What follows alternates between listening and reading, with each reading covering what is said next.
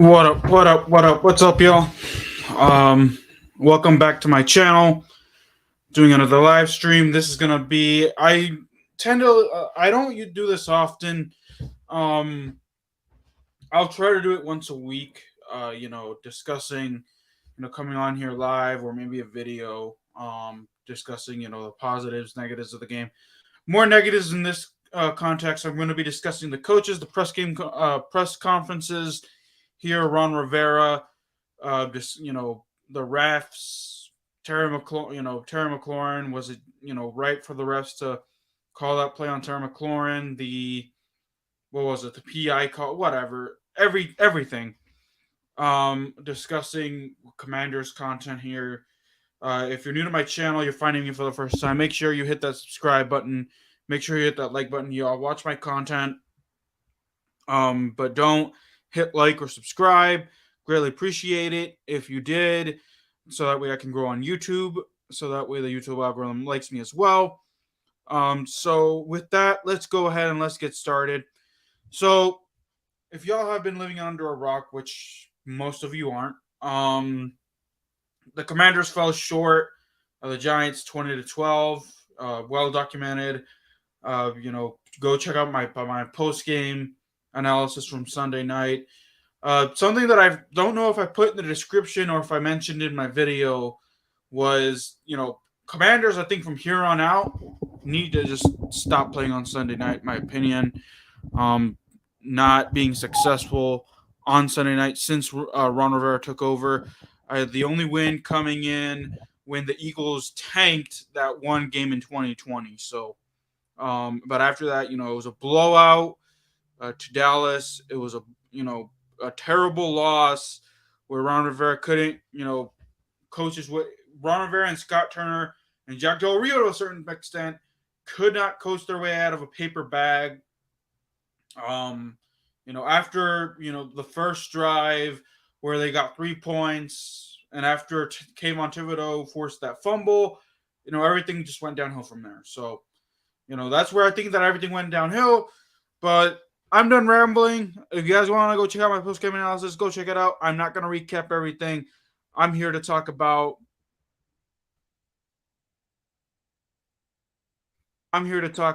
the press conferences.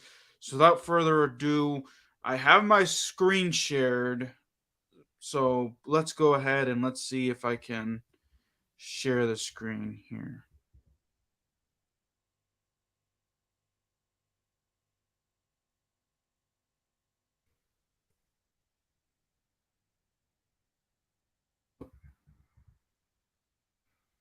There we go.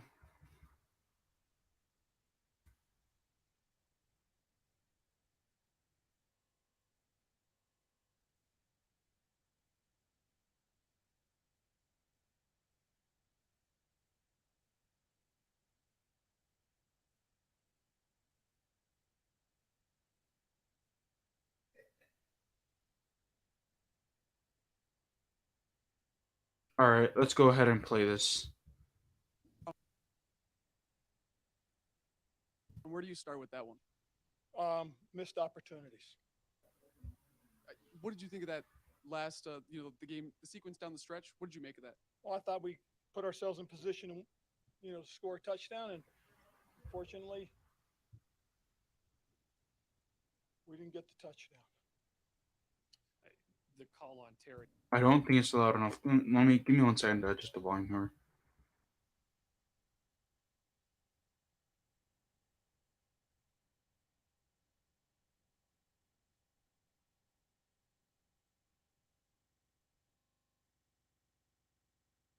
Terry seemed pretty adamant. He had pointed his hand out to the ref. What was the explanation? What did you guys see on the film? Looked like Terry pointed his That's hand. exactly what I thought too. Thank you.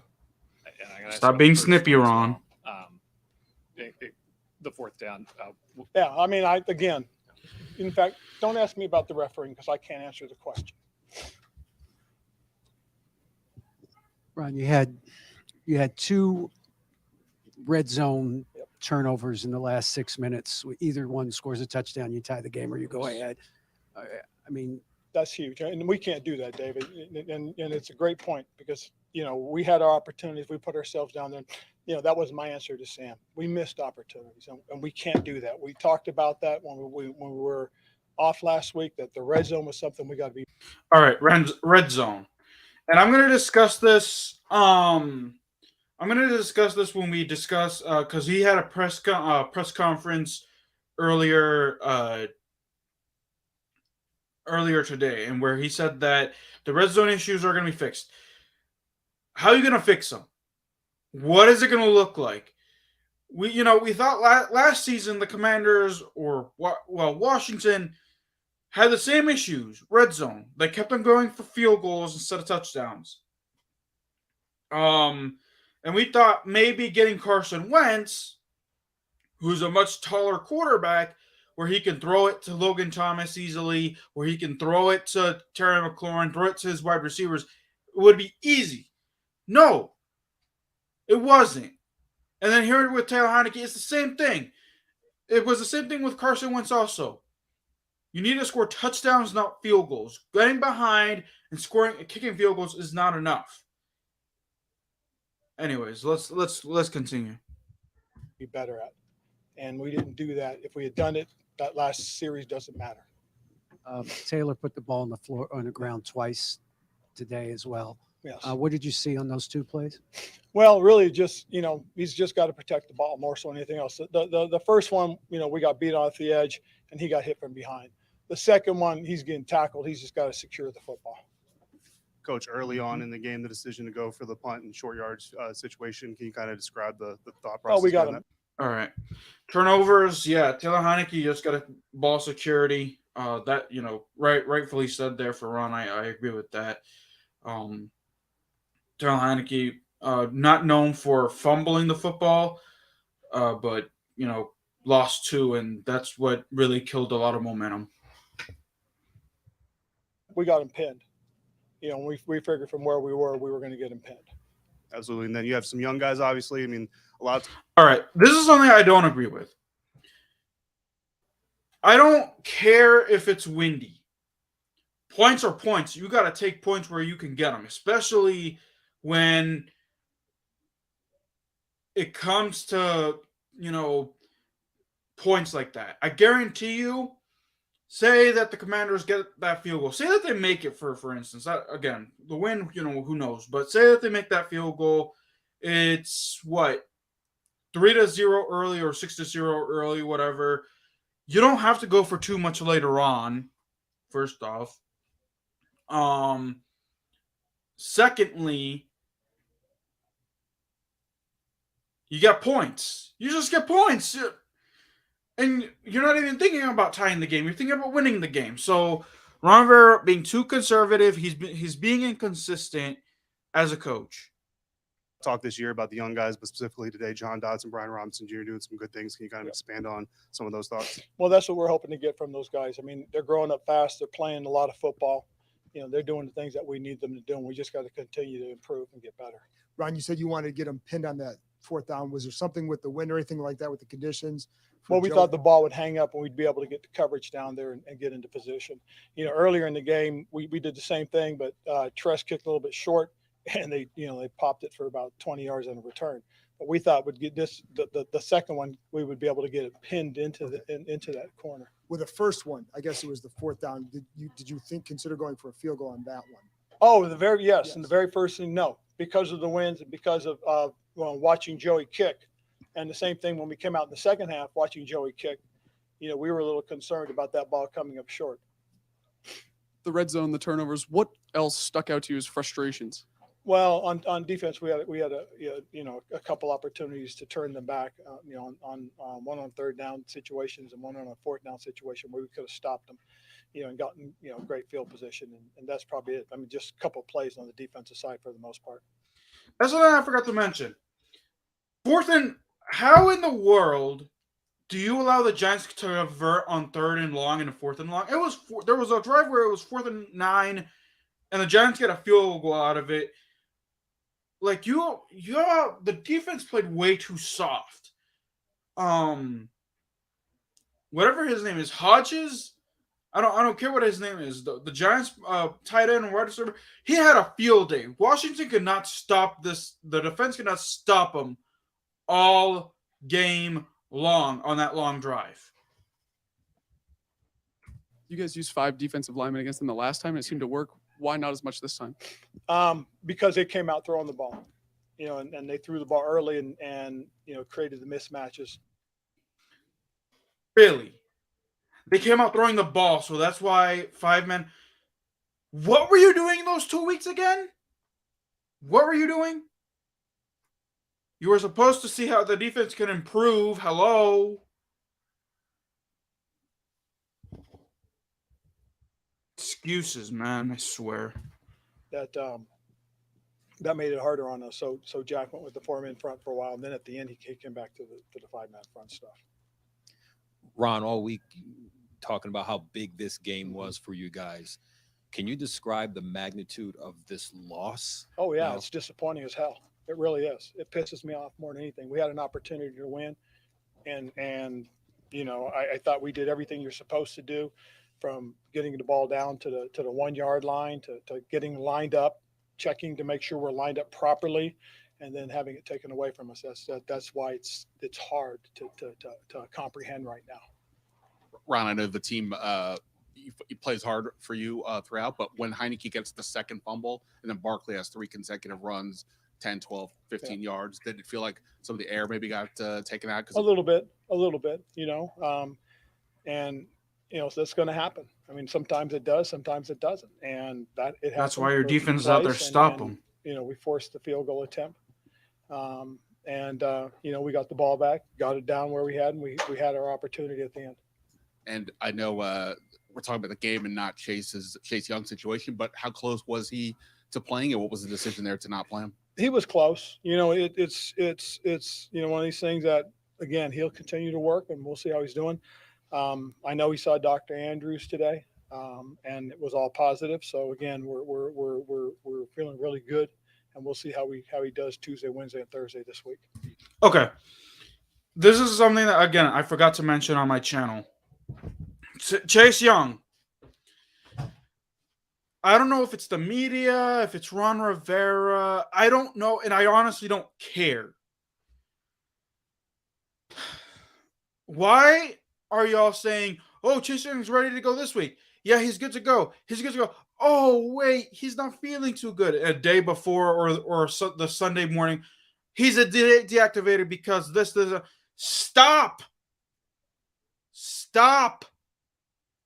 giving misleading information. Stop, because this is what's going to create problems for Chase Young later. The coach, him and the coach are going to be like, yeah, you're good to go. Oh, coach, I'm ready to go. But you know what? You need you didn't look good here, and here. Take some rest. Okay, coach. Okay, that's the first week. Second week, hey, I'm feeling good. You're looking good, blah, blah, blah. You're still not good to go. The day of. This is how Chase Young is going to be upset with this coaching staff, assuming that they come back after this year. And then he's going to probably demand a trade next year. I don't want to see that happen because he never had a fair chance, after his rookie season. When the defense played better last year, the defense is playing better without him this year. Like this is just bad because the coaches, I don't know if it's the media, they're getting inside scoops that the coaches are feeding them inside scoops. Well, either way, the coaches shouldn't be doing that. But the coaches, if they are giving Chase Young hope, just shut him down. Like, if you don't want him to get hurt, if you don't think he's ready in the last 3 weeks, just shut him down. Get another roster spot open. Because Washington does need it. You think he will play this season? Oh, yeah. Every team kind of has their own thinking about when to go for 2. Why did you go for 2 early on in the third quarter there? To make it a 3-point game. Any thought there? All right. To make it a 3-point game, but yet you were down 8 points later when you failed that 2-point conversion, and instead of getting 11, you got 9. Instead of getting 10, you got 9. If you would have gone for the extra point and would have still been a 4-point game. You kick a field goal, it still would have been a 7-point game, and you would have tied the game. And who knows? We're not going to get into ifs and whatever what happened. Whatever, man. To maybe just kick it though because it was so early. Did you like that spot? And I like that spot. I mean, I thought what we ran the play that we had designed, the guy gets jammed at the line of scrimmage and he gets jammed by the defender as he's releasing. He gets jammed by the defender and it becomes a natural pick because he's jammed by the defender at the line of scrimmage. And Curtis goes to the flat.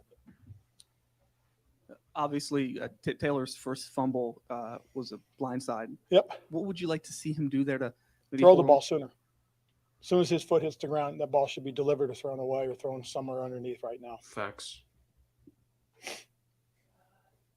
Gotta get the faster than quick release. No. No. We were moving the ball. All right. Should there be a quarterback change? No. And I think they addressed more of this in the press conference from what I saw earlier today. Look, I don't think they should go back to Carson Wentz. From what I'm hearing, Ron Rivera, depending on how Taylor Heineke is going to play against the 49ers, he's going back to Carson Wentz. I just don't know. They shouldn't. But if it comes down to it, if the Commanders lose this Saturday and, God forbid, against Cleveland, I honestly think that we should take an honest look at Sam Howell because at that point, Commanders will be out of the playoffs. I don't know what y'all think. But, again, I'll discuss more about the QB controversy here in a second or in a few minutes. So, no. I thought Danny did some nice things. Danny made a couple of really good plays. He battled. He's a very smart headsy young man. Does a great job for us, and I thought Danny did a good job. Aside from the two fumbles from Taylor, what did you think of his performance? He made. I some thought big he time did some throws. really good things. I did.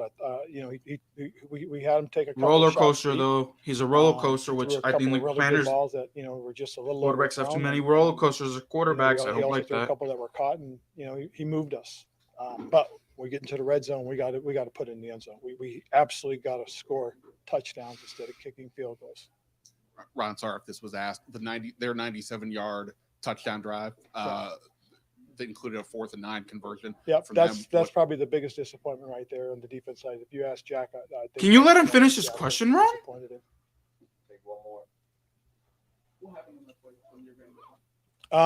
They just optioned off of the defender, and basically what he's doing is he's trying to run opposite of the leverage, and wherever the leverage was, he was just going to turn it out or turn it in, just depending on the leverage. All right, thanks. That's why you coach better. Washington's already had a 91-yard. Pause that. Sorry about that. That's why you coach that. You make your you know what? That's why you bring the house. Don't put a lot of people in coverage. Bring the house and you can shut that down. But I don't know what you did to have them convert that 4th and 9, which was very, very abysmal and so disgusting when I saw that. Anyway. All right. I'm going to hang out.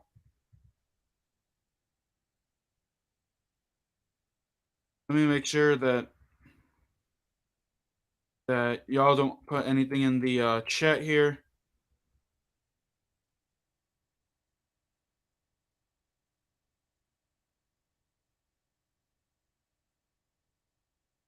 All right. No comments as of late. But yeah, that was Sunday's press conference. He got a little snippy. Did the same thing whenever they lose, which I think Ron Rivera really, really needs to improve on, in my opinion. I get that they lost, but let the media finish their question. So yeah. All right. Let's head back.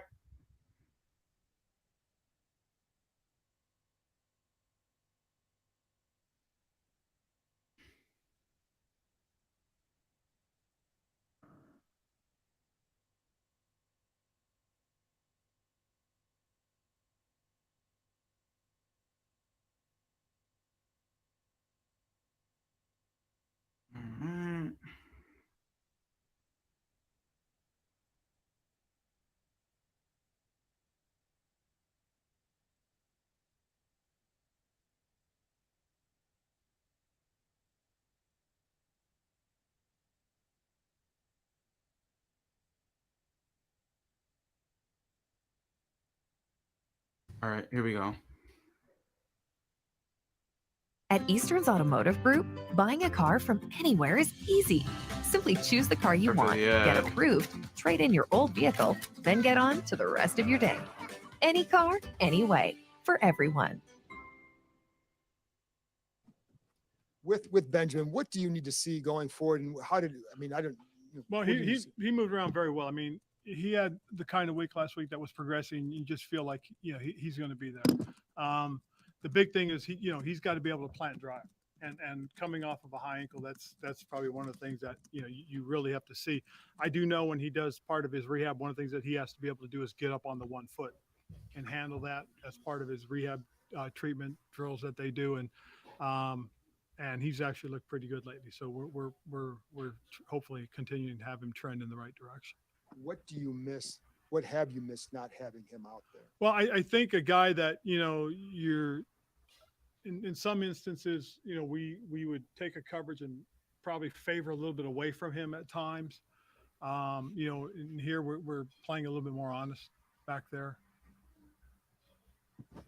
Ron, Sam Cosme did not play an offensive snap last game. You obviously had been rotating him in before he got hurt. Yep. Just was he not ready to go offensively, or you just felt like you wanted to stay with the Well, we five? just stayed where we were, and again, he was coming back from the injury as well. I think again this week we're scheduling to have him back in the rotation. Last week we really didn't rotate him as much as we just wanted to keep him fresh for just in case something happened. You take a guy that's coming off of a kind of a medium ankle, and All right. Offensive line, it needs to be fixed. Obviously, it's too late for this season, but I honestly think that whoever the coach, if Ron Rivera gets fired, if the new ownership, this team just needs to address offensive line. They need to use a first-round selection, maybe their first. Oh man, they don't. Well, they have a second-round pick because obviously Carson Wentz doesn't even get to 70% of snaps. But their first 2 picks need to be offensive linemen because this offensive line has been abysmal this year all around. I expected it to be okay-ish, and it hasn't been. It's been really, really bad because Ron Rivera decides to bring in his Panthers guys instead of keeping Eric Flowers. He cuts Eric Flowers this year. He cuts Morgan Moses the year prior and brings in his guys, which is ridiculous. I didn't like that.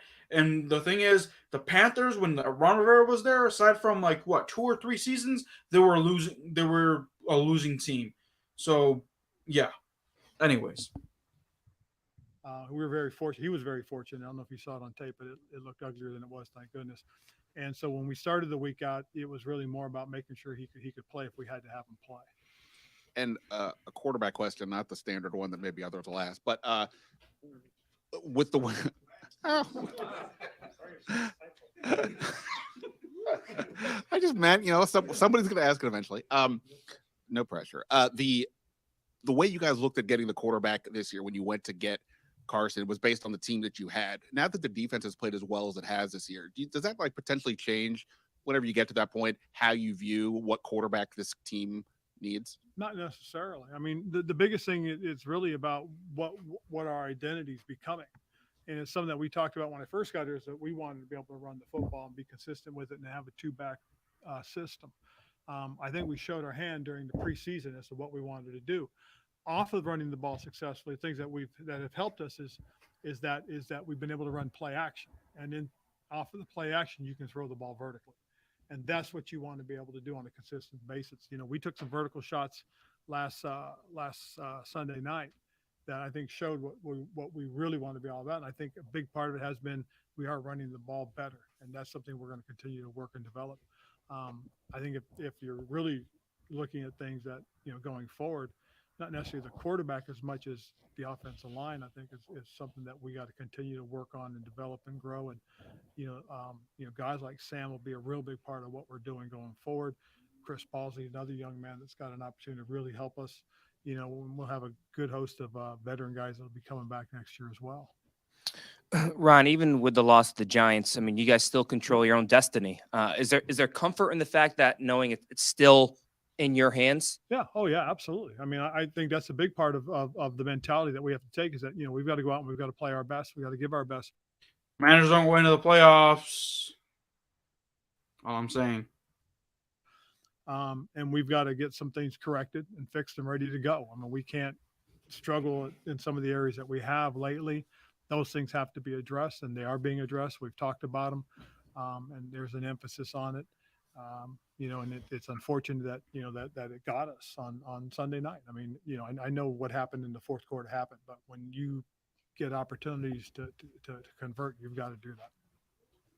You mentioned what happened in the fourth quarter. Have you reached out to the league? Any movement there? Anything you heard? Well, I mean, the only movement is really just the discussion as to what happened, how did it happen, why did it happen, and this is what we can do to correct it, and we'll go from there. I mean, that's all they can do, and that's the truth of the matter. It doesn't impact the standings. It was a disappointing, but there's nothing we can do about that. But just the fact that it's been discussed, and I think people understand. I think that helps everybody for the most part going forward. Good deal. The Niners defensive front, obviously the production speaks for itself. What impresses you about those guys? What are some things you want your guys doing to try to slow them down? Well, I think the biggest thing obviously is they've got speed. I mean, they can run. All right, so I have a question. Speaking of the 49ers, if you guys couldn't stop Kayvon Thibodeau from the Giants, what makes you think your offensive line is going to stop Nick Bosa? Just throwing that question out there. And that's one of the things that I think is, And if this defense couldn't stop Saquon Barkley, how is this defense going to stop Christian McCaffrey? Deebo Samuel, if he plays, we'll see if that happens, or whatever running attack. Brock Purdy, because Brock Purdy is kind of mobile-ish. He can move around. How's your defense going to contain that if they couldn't contain Daniel Jones, Saquon Barkley? This is my concern heading into this 49ers game this Saturday. They do very well. They're it's not like they have a huge menu of things they do, but the things they do very, very well. And I think it's a big part of why they're so successful is that what they do is they come in, the package is real tight, and they attack. With Chase, wanting to see that cut loose and go thing that you mentioned, did Dr. James Andrews explain or provide insight at all as to why that maybe hasn't happened yet? Well, no, not necessarily, because for the most part, this is really about where the leg is, where it is, and Dr. Andrews was very pleased with the progress he's made, and that's the biggest thing. And I think this reassurance and now him going out and doing it, putting it out there is now the next big step, and that's what we're looking for. Then the other defensive end, Montez Sweat, last year with what happened with his brother, with his mom, how did you kind of see him just cope? And I know you mentioned kind of everything that happened down the stretch, but just how were you guys there for him as, his teammate, coaches, and everything? Absolutely. I mean, everybody's, you try to be there and help him out, help him through it as he went through it. And, Montez is a private guy. And that was one of the tough things, getting him to open up a little bit. And he has, and he's really integrated himself, I think, even more now. Being around the guys. And that's one of the really cool things as you see growth in young men. And that's what we're seeing is that he's, learned to cope with these things in a better fashion. And he's become a heck of a young guy. He really is. And you see the growth. He's, I don't know if you guys know, but, he's a new father. I mean, he became a father a while ago and he's, he's in love with his child. I mean, he's a really cool dad. With Taylor looking maybe at a window too long in the red zone, like you said on Monday, he knows the offense as well as anybody. So what do you think is causing him to do that? Why isn't he maybe whipping around as quick as I think one of the things that he's probably done more so than anything else is he's kind of waited for it to open. And you can't do that necessarily because if it's not thrown in timing, there's, the pass rush element he's always got to be aware of. Is this San Francisco defense one of the better ones that you guys face? And will you use this as a measuring stick to kind of see where you guys are at? I do think it is one of the better ones we will see across the board. I mean, athletically, they're solid. Again, how are you going to stop Nick Bosa if you couldn't stop Kayvon Thibodeau? They're like I said, they have a real tight package that they're very good at, and it is somewhat of a measuring stick, and it is a good opportunity to kind of see how we rank and how we stack up against people. Your tight ends group this year, and I guess knowing that your receivers and your backfield are what they are, would they fit into the offense, or how would you like them to? Well, what I'd like to see obviously is again, I'd like to see Logan continue to progress. It's one of these things that not everybody's Adrian Peterson. Not everybody comes back in 9 months and they're phenomenal. Logan has come back and he's gradually improved and gotten better each week, and we'll see it. You just got to stop playing with the medium, man. We've seen in the Either past. We'll see, stop doing that or just shut him hopefully down for the continue year. to grow, but that's next year, and because it takes a little bit to really come. Okay, back. then shut him down if But you're waiting he's for back next and year. doing If what you're he thinking can. about next year, It's a diverse group. We've got John, who's typically one of our good blockers. Logan's kind of the guy that does everything. Armani's a young Logan type player, is a guy who can do everything. And then you've got Cole, who's a guy that, as he grows in this role, we'll start to see him become more part of the passing game as well. But he's still learning, and he's got to learn how to play fast. It's not run fast, it's play fast. Understand that, it's getting to a certain point. It's movement. It's engaging in my blocks, running my routes. And as he grows into that, and then I think we'll really get a better look. How they'll fit into the offense really is as we continue to develop and run the football, blocking will be a big part of what they do. But off of that, the play action stuff will start to come into play for them. You'll see them as the guys that when you run high lows, they'll be the low portion of it. They'll always have a receiver over the top of them. When you need somebody cutting across through the middle to occupy the safeties, especially in cover 2 or some sort of quarters, they'll be the guy that'll stretch through that seam. So there's a lot of ways that they're going to fit into what we do and how we do it. On the flip side of that, the defense has done a really good job against tight ends this year, but George Kittle seems next level. I mean, what sort of challenges does he present? Well, he's a very good all-around guy. He really is. Yeah, and he will. And again, with the matchups, obviously, without the whether PI it's a corner calls, or it's a safety or it's a nickel or a Buffalo that's on. Commanders are that's public pretty enemy much, number one. Watch them throw a how lot we of may end up with it. flags. And then you throw Christian McCaffrey into the mix, who I'm very familiar with. And you've got a pretty well-rounded offense. Yeah, but you're familiar with him. You know his weaknesses and his strengths, but you're not going to do anything wrong. It's a dynamic group, and you're starting to see it come together again. And it reminds me of the team they had a few years ago when everything started to come together at the right time. Like I said, Kyle's done a terrific job. And he's a very good play caller too. I know you've talked about Christian in the past, but just the player that he is, and how dynamic he is with being able to play multiple positions. How much did that influence kind of your coaching philosophy over these last years? I look at it because when we, when I was in Carolina, we had a 2-back system, and when we lost D'Angelo and he went out to Pittsburgh, we didn't have that complimentary guy. Then we went out and got Christian, and also we had the complimentary guy, and he and Jonathan Stewart were a real good 1-2 punch for us. And it's kind of influenced me in thinking that, you need this physical guy, and then you need a guy that has the ability to do two things. Well, it's surprisingly Ron Rivera, Robinson, the running backs have been actually really good. Brian Robinson and Antonio Gibson go out in the route and catch the ball. Is the one is your 1-2 punch. Tough he is in space. So I'll give him props for that. Also shown he's a good kick returner. And then you look at B-Rob and you see a guy that does play downhill. That is a little bit of a workhorse, and it's something that we can't get away from. We've got to really recognize and understand this is our identity.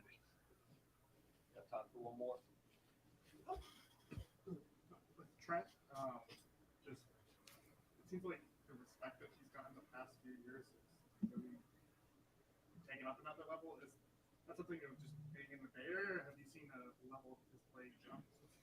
I think it's the level of his play has continued to be as consistent as it was when he was playing here at his peak. I really do. I know he had whatever the medical issue is going to be an interesting matchup. But when you watch him play, it reminds me of of when we played against him. Back when I was in Carolina, that he's a big physical beast. I mean, the dude is, he really is one of the better offensive linemen in the league. He really is, and he's continued that. I know he was hurt a little bit, but he's starting to round out into shape, and he's a big. He's been banged up, so the defense needs to get on that. Get the quarterback's backside for the most part. I think part of the running game goes through him, and so the thing we've got to do is we've got to be able to, at least get the stalemate, hold the point when he's blocking, because if not, he'll get movement and he moves people. Ron, you guys designated Chris Hodges for return practice. Just curious, that have anything to do with the season? Just he's able to practice. He's able to practice, and we'd like to see. And again, if something were to happen within that span, to give us an opportunity to put him out there and see what he can do. I mean, we're kind of in a that's kind of a luxury spot for us, but we'll see what happens. All right. We'll see. I don't know. Like I said, the 49ers, this is my thesis.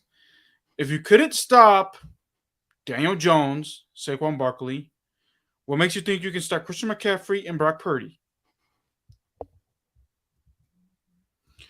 The good news is that the Commanders haven't faced any good tight ends this year, in my opinion.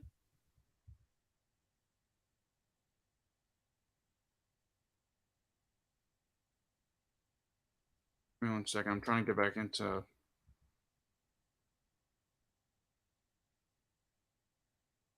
There we go. If you couldn't, George Kittle is going to be the ultimate test, number one. And then finally,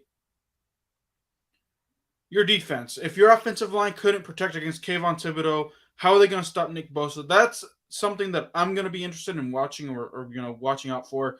How this offensive line responds to the awful performance, how Taylor Heineke can protect the football. Because you know that Nick Bosa and those guys in there are going to be swiping at the ball like crazy. That's how the 49ers win the game. Forced turnovers. Taylor Heineke's got to get better at ball security, and this week is the week to do it. I'll obviously talk about my predictions later on of this game, keys to the game and all that. But first and foremost, I've got to get through this week of walkthroughs and practice. From what I heard, Gibson is hurt with his foot, and I don't know who, or Gibson and Young have been, we're limited today. It's whatever for Young. Gibson, just activate Jarrett Patterson. We'll be fine. But and use Jonathan Allen more and Brian Robinson more. But all right, y'all. I think that's it. That's all.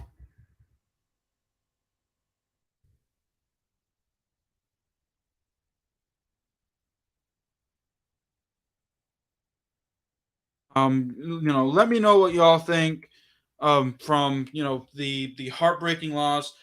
Again, playoffs. Me personally, I don't see Commanders going to the playoffs. Because you lost Sunday, you're the 7th seed right now. You're only a half game ahead of Seattle and the Lions, and then unfortunately, earlier in the year, the Commanders lost to the Lions. Seattle, I think, has to win their, I just see the Commanders losing 2 out of their next 3. I don't see them beating the 49ers. Browns is a winnable game. And the Cowboys, like I said, it's a rivalry game or a division game, so they're always going to be fighting. So I honestly don't see the Commanders beating the Cowboys week 18. I think the Commanders, bar some miracle from maybe some help from the Lions and Seahawks losing 2 out of their next 3, they're going to find themselves, as my friend and co-host of the Golden Truth is going to fall ass backwards into the playoffs, which they're rightfully they're not going to deserve. At most, they're going to probably be at 8-1 instead of 9-7-1, and still that 7th seed. Me personally, I think that's just a waste of a playoff spot. But